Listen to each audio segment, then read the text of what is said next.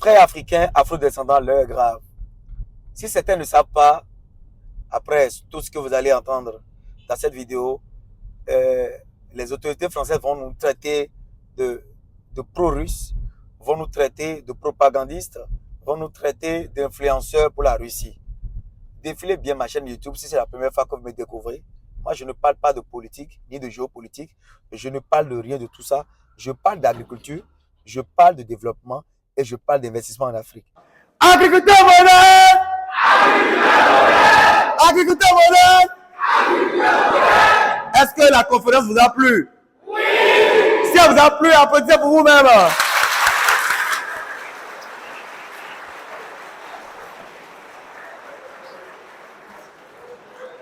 Et à voir l'allure où vont les choses, si nous ne sortons pas des griefs de ces puissances occidentales, vraiment, notre avenir, le développement dont nous parlons, ne va jamais se concrétiser.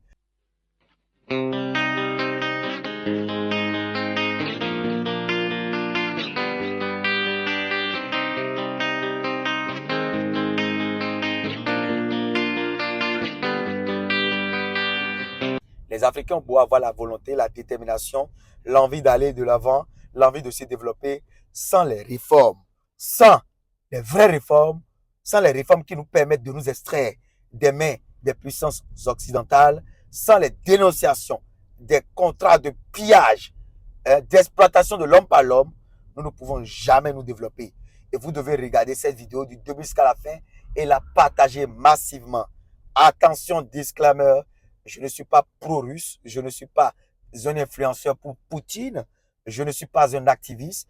Moi, je suis un intellectuel qui a la lanterne allumée. Je suis ingénieur agronome et je suis en train de juste analyser tout ce que je vois autour de moi chaque jour après ces histoires de double imposition, après ces histoires de refus de visa pour certains pays africains. La France doit cesser maintenant de se foutre de notre gueule. Salut frères africains, agriculteurs modernes. Pour ceux qui ne me connaissent pas, je suis M. Talagwe Valère-Wansou, ingénieur agronome praticien, entrepreneur, multi-investisseur. Sur ma chaîne, je parle d'agriculture, je parle de développement et je parle d'investissement en Afrique. Et si c'est des thèmes qui vous intéressent, vous êtes au bon endroit. Dans un premier temps, il faut liker la vidéo. J'aime beaucoup ça, liker. Il faut s'abonner à la chaîne. Il faut activer la cloche de notification pour ne plus jamais louper de pareils contenus.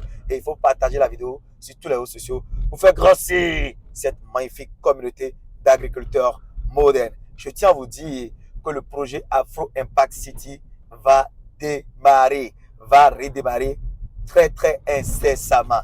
Let's go! Alors, chers amis, si ce scandale de double imposition s'avère réel et véridique, ou s'avère validé ou a été validé, la France doit avoir honte. La France doit avoir honte parce que là, je prends la France comme un pays pilleur, un voleur, un pays qui n'a pas honte, qui n'a pas froid aux yeux, qui n'a pas pitié, un pays qui fait semblant de jouer au sauveur et qui nous asphyxie en silence, en douce. Comment on peut prétendre apporter en même temps des aides, des allocations, d'apporter des soins ou bien des assistances financières à un pays dans lequel vous travaillez et dans ces mêmes pays, vous ne payez pas les impôts.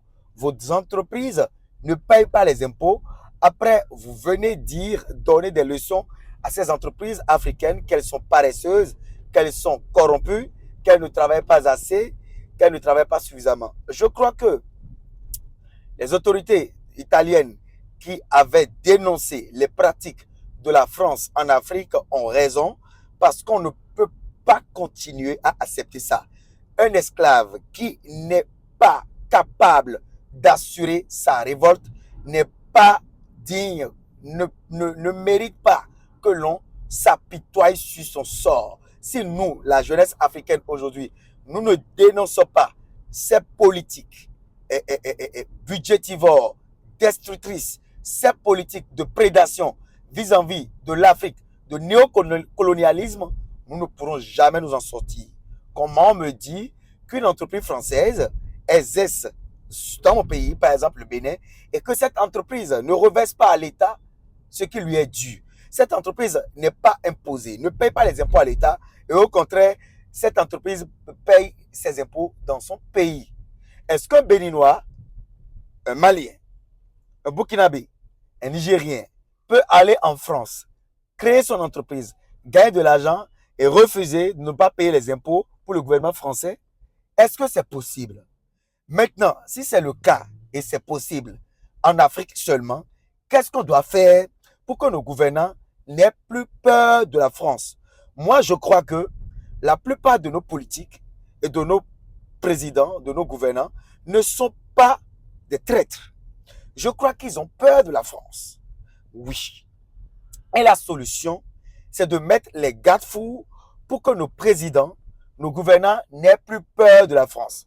Puisque si je n'ai pas peur de toi, tu viens dans mon pays, tu installes ton entreprise, pourquoi ne pas te dire, hé gars, tu as gagné 1 milliard de dollars cette année. Tu dois payer 200 millions de dollars d'impôts. Et toi, tu me dis, mon ami, ce n'est pas ça. J'ai gagné 1 milliard et je vais payer 0 impôt à ton gouvernement et je vais payer les impôts à mon gouvernement. Ça, c'est l'évasion fiscale la plus catastrophique de l'histoire de l'humanité. C'est le braquage à ciel ouvert.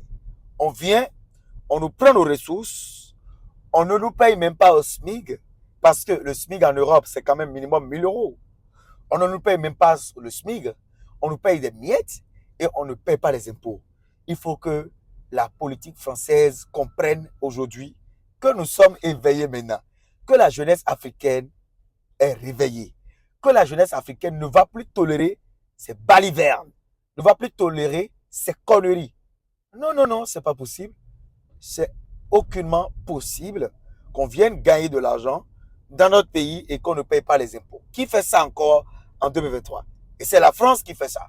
Et c'est la France qui est dans l'ONU. C'est la France qui est dans les organisations internationales. C'est cette même France qui défend les pays faibles. C'est cette même France qui est le pays des droits de l'homme. Je ne crois pas que cette France soit le pays des droits de l'homme.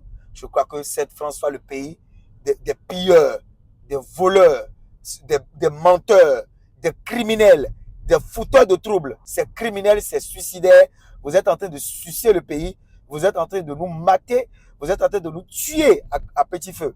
Avec ces impôts, on peut avoir de belles routes.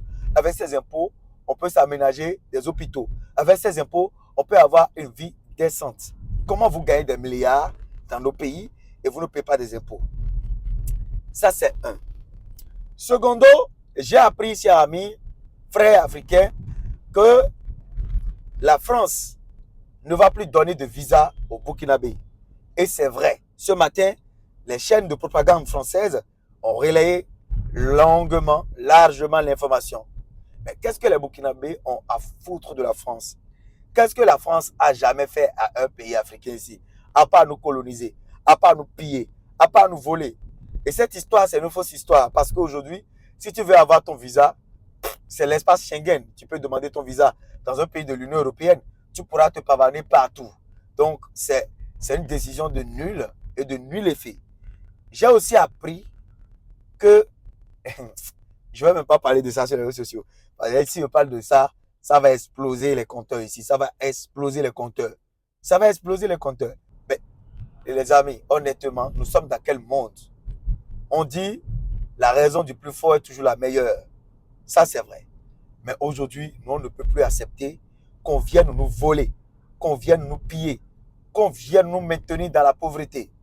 La France a intérêt à maintenir les pays africains sous contrôle, dans la pauvreté, pour sa survie. C'est essentiel, c'est vital pour la France. C'est pour ça que le président Poutine a dit qu'il n'a pas besoin de faire la guerre à l'Union européenne avant qu'elle ne s'écroule. Il suffit juste de libérer les Africains. La libération ne doit pas passer par la violence, par la guerre, mais par la reprise de conscience, l'éveil intellectuel, le dialogue dans un cadre de respect mutuel. On ne peut plus avoir la pression. Et chers amis, dites-moi en commentaire comment est-ce qu'on peut arriver à protéger nos gouvernants pour qu'ils n'aient plus peur de la pression de ces terroristes, de la pression de ces puissances étrangères. Je crois que la seule chose qui fait que les présidents africains, les gouvernements africains, en tout cas la plupart, après les vassaux ou bien les bébés ou bien les boniches des Français qui sont là à lécher le bord tout le temps, je crois que la condition, la première, c'est la peur des représailles, la peur des menaces que ces puissances étrangères pèsent sur nos différents dirigeants. Vous avez beau remplacer le président ou les présidents qui sont là, si on ne sait pas faire, les mêmes choses vont persister. C'est pour ça que les seuls régimes qui arrivent aujourd'hui à gérer et à contenir les pressions françaises sont les régimes militaires. Parce que les militaires ont la puissance de feu et peuvent se protéger et peuvent se défendre à tout moment. Mais les civils, on les menace, on leur fait les trucs, on leur donne des injonctions, on leur donne des ordres. Or, ça ne doit pas être ça normalement.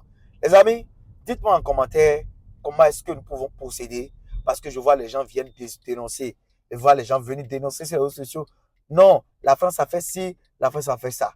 Mais qu'est-ce qu'on peut faire concrètement, immédiatement, pour contenir et vraiment nous extraire de ces situations qui ne nous arrangent en rien et qui n'arrangent pas nos petits-fils, la postérité. Merci d'avoir suivi cette vidéo du début jusqu'à la fin. Je suis M. Taraboué Valeransou, ingénieur agronome praticien. Pour ceux qui ne me connaissent pas, ici je parle d'agriculture, je parle d'agriculture, je parle de développement et je parle d'investissement en Afrique. Et si c'est des choses qui vous intéressent, vous êtes au bon endroit. On est ensemble.